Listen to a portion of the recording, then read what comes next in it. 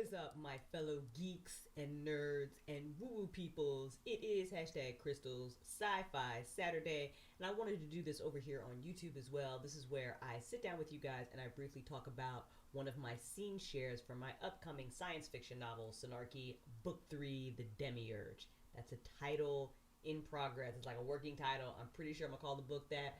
But I don't know, I might change my mind. But that's where we're at right now. If you guys didn't know, I am a science fiction author, and I am sharing my entire creative process with you.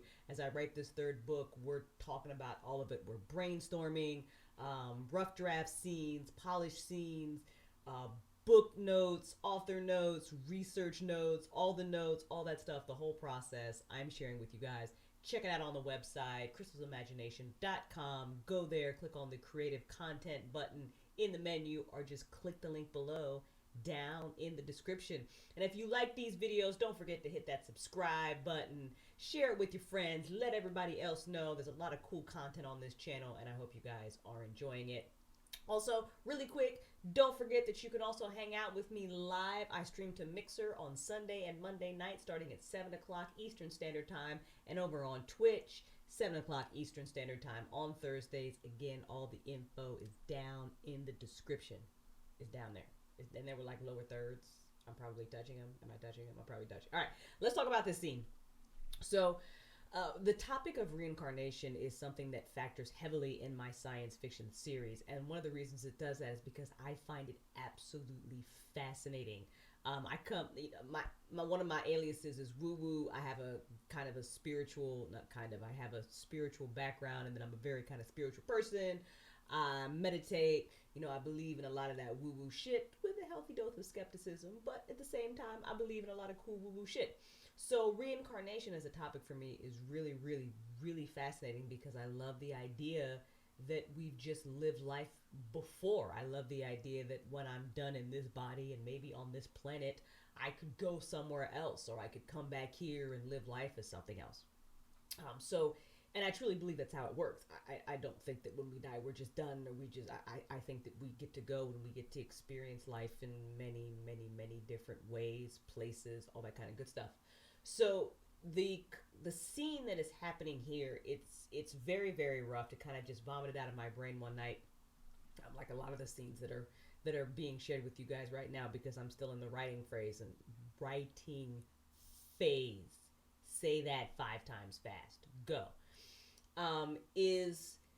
It's Seville, who is the antagonist, and his sister Soraya, who is the protagonist. And this scene is going to change because I don't believe it will be Seville in the body that he's in, but we'll get to that in a second. He, in this scene, is very angry at Soraya because he doesn't understand why she just doesn't get that at some point you're going to play the villain, that it just doesn't matter, that her anger at his actions and everything he's done is bullshit, because even she has lived a life where she's done horrible things.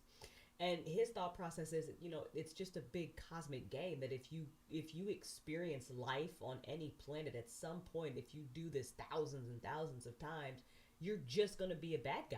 So it just doesn't matter from like that, maybe like a deeper, if you look at things from that kind of like cosmic level, is what we do when we're in body really that important, or is it just an experience to have?